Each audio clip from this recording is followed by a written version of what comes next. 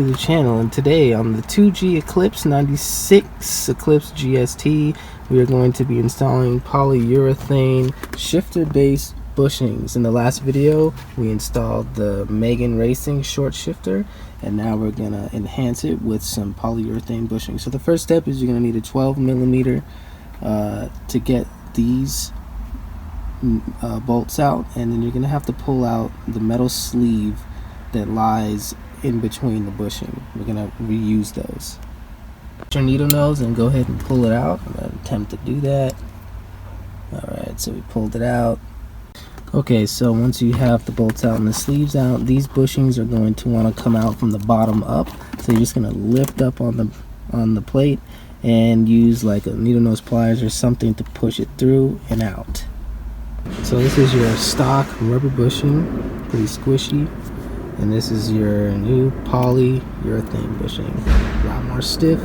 And so it has two pieces, right? So you're gonna have this piece that goes on the top, down like that, boom. And then you're gonna put your sleeve through it, as so. That goes on to the top.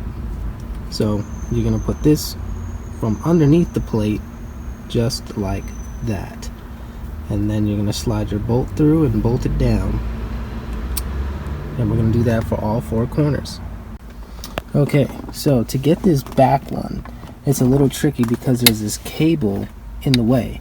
So what you're going to probably have to do is pull the cotter pin out of this and detach the cable so that you can have some room to move it over.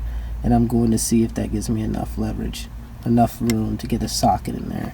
There is enough room to get a socket in there once you detach this, but it's easiest if you leave them all unbolted so you can lift up the whole plate and be able to push that last one out back there. So now we're just going to do the previous step, putting them in, top piece, bottom piece underneath, sliding the sleeve through, and then putting the bolts in, and we'll be finished.